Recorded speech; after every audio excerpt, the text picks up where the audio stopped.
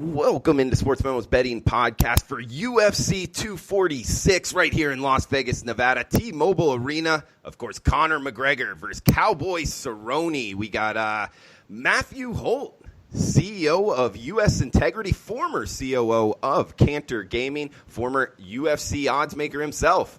Matty Holt, welcome in. How you doing today, buddy? Great, Drew. Awful excited to be on today and awful excited for a big fight week here in Vegas, and the crowds are going nuts. It's starting to feel that electricity as we get closer and closer to Saturday night at T-Mobile. Absolutely. It's electric here. Matt coming to us from Las Vegas, as am I, not too far from T-Mobile Arena. So, Matt, let's not bury the lead here. We got Conor McGregor, 1,162 days on Saturday night since his last win in the UFC. However, he is minus 330 favorite against Cowboy Cerrone. 1.5 being the total in this fight. 7.5 minutes of fight time, either over or under on that. Matty, I'll throw it over to you, man. How are you looking to bet this fight?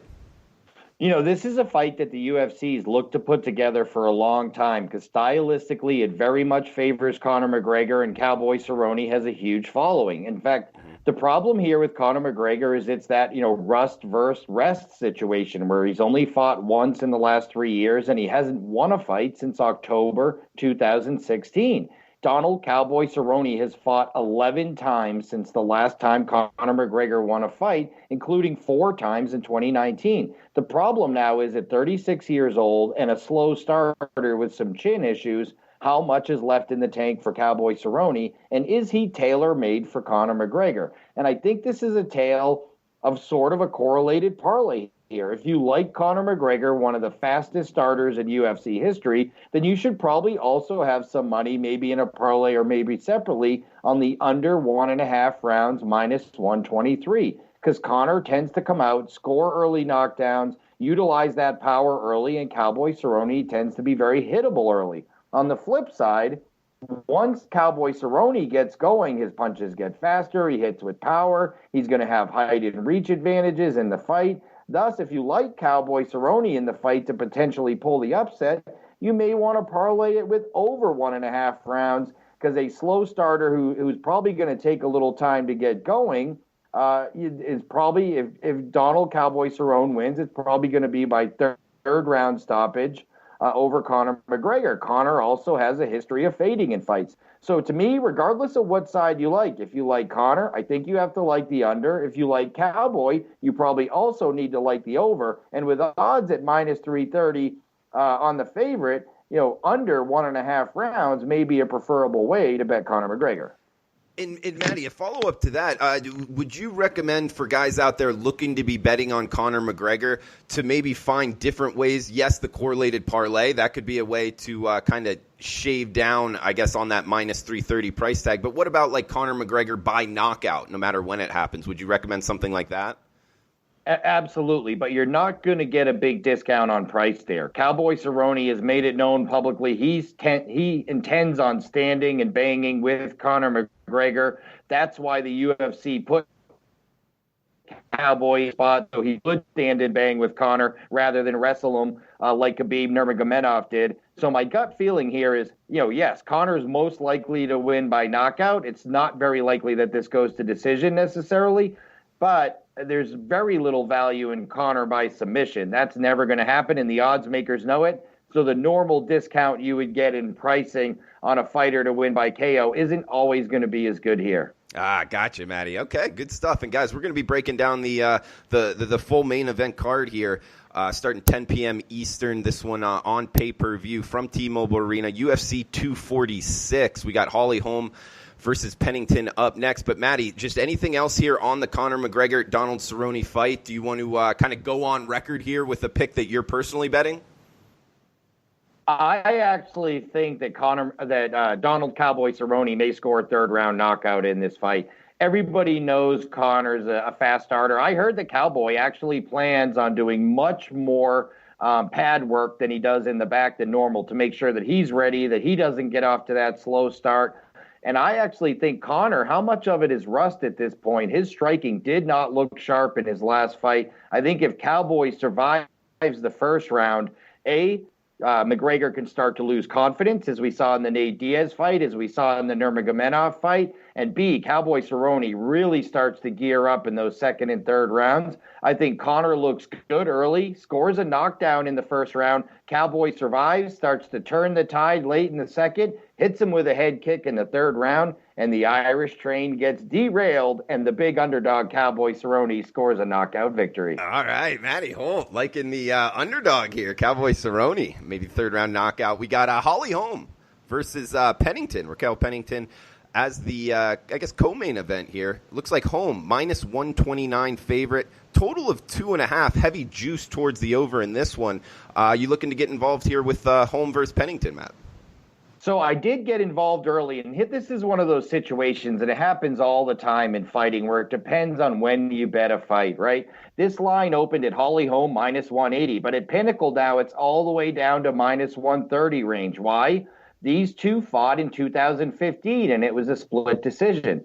Since then, Raquel Pennington's only two losses are to the greatest women fighter of all time, Amanda Nunes, and her latest opponent, Germaine de Randamie. So she's only lost to the best in the world. On the other side of it, Holm is 38 years old, and two of her last three wins have come by knockout. But historically, she's not necessarily a knockout fighter. The problem with Holm at 38 years old is if she doesn't get the knockout, there's not enough volume there to win decisions. It's one strike at a time, one counter strike at a time. And while they might be powerful at 38, not quite enough volume, even at the plus 120 range instead of plus 150 or plus 160, I still think you have to side with the underdog here, Raquel Pennington, who's only been knocked out once in her entire career, and that was a fifth-round knockout to reigning champion Amanda Nunes. No one else has knocked out Pennington. This is only a three-round fight.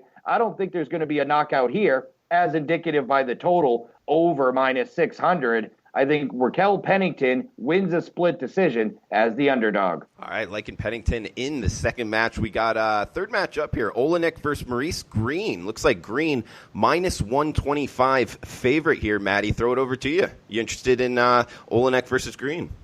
Look, I don't really like to lay chalk, and we've already had two underdogs here, but I'm going to lay a little bit of a price here. Under 1.5 rounds, minus 180. And here's the situation here. Aleksei Oleinik is 42 years old, has no chin at all, and has been knocked out in the first round of his last two fights.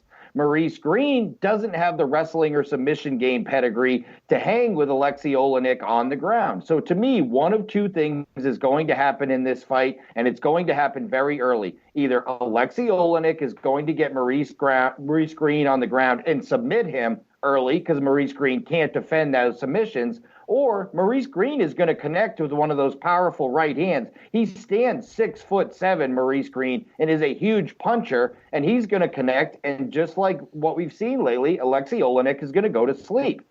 So while I don't want to lay $1.85 that this one doesn't make it halfway, that's what I'm laying in this fight, that this fight doesn't even make it halfway, and that it ends before 2.5 minutes into the second round. He's Matty Holt. Follow him on Twitter at Matthew Holt VP, CEO of US Integrity, doing big things in the betting world. Former oddsmaker, COO of Cantor Gaming, knows his UFC betting markets as good as anybody out there. Next fight up, Matty, we got Alexa Grasso versus Cláudia Gadelha. It looks like Gadelha minus 115 favorite. Total of 2.5 in this one.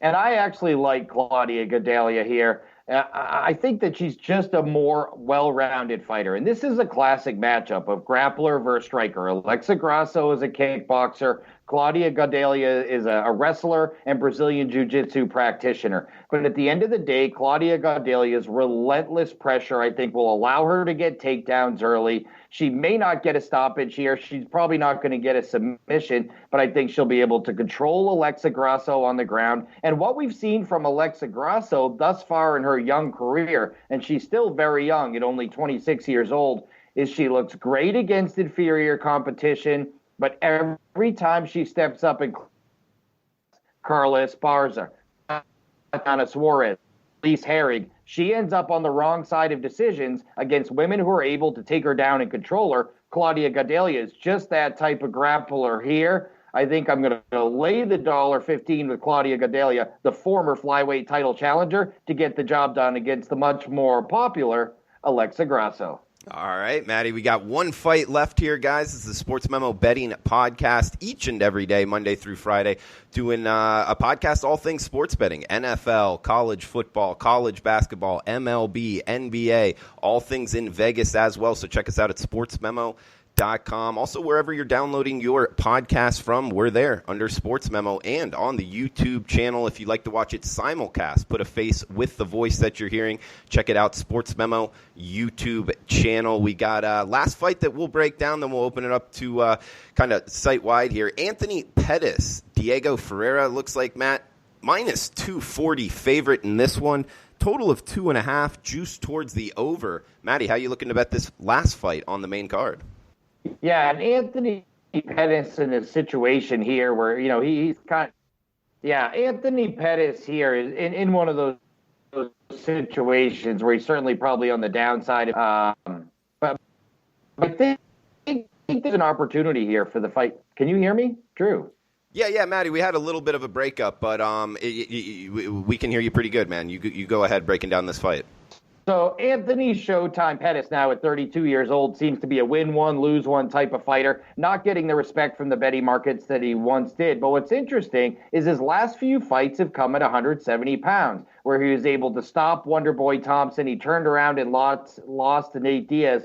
But what's really interesting about the Nate Diaz loss is that he suffered a cut. It's the most interesting situation I've ever seen. USADA, the testing agency, forced Anthony Pettis to take a drug test, pee in a cup right before the fight against Nate Diaz. And the testing agents aren't allowed to touch the cup. You have to screw on the cap yourself. There was a jagged edge in the cap, and Anthony Pettis actually severely cut his hand trying to screw on the cap of his urine test, basically 20 minutes before the Nate Diaz fight. And the problem with that was that cut required stitches, but obviously 20 minutes before a fight, you can't get stitches. So they were trying to use like nail glue and all these things to get it done in the back. And he said the cut was so bad, there was no possible way he was going to be able to grapple in the fight. And all he could really do was punch, and it took away one of his best weapons. What we have seen lately is Anthony Pettis is either finish or get finished kind of fighter. He's super aggressive. He's great on the ground. His submissions are amazing in the scramble. He's been fighting at a higher weight. But when he tends to start losing fights, he tends to get finished. He doesn't necessarily persevere through adversity.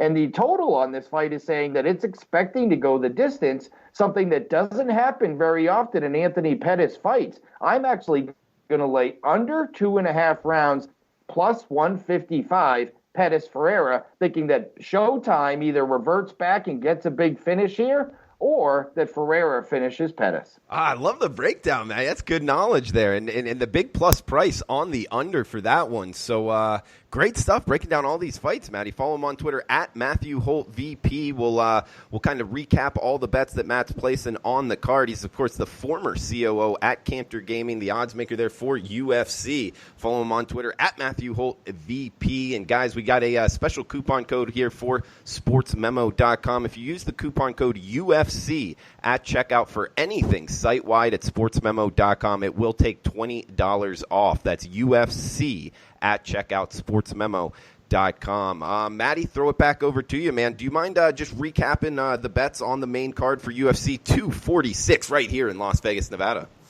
Sure. So I took over 1.5 rounds, plus 112, Donald Cowboy Cerrone, Conor McGregor, plus 280 on Donald Cowboy Cerrone, as I think he's going to score an upset third-round knockout over Conor McGregor. I took Raquel Pennington, plus 120 against Holm. The first time they fought, it was a split decision. I think Raquel ends up on the right side of that decision this time. I took under 1.5 rounds, minus 180 in the Maurice Greene Aleksei Oleinik fight. I think either way, that one ends early, either with an Oleinik finish or a Maurice Greene knockout. I took Cláudia Gadelha minus 115 as the better, well-rounded fighter who has fared better against top-level competition over Aleksei Grasso. And I took Anthony Showtime Pettis and Diego Ferreira under 2.5 rounds, plus 160.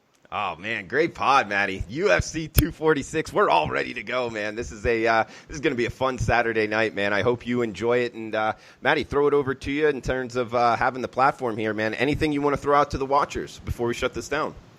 No, look, I mean, the UFC is going to have an amazing year this year. MMA betting's going really increasing. The amount of props that all these books are offering, it still presents a great opportunity because it doesn't have that same liquidity yet as the NFL or some of these other markets. So you can still find real opportunities in it. I hope everyone has a great time this Saturday watching the fights, and good luck to everybody.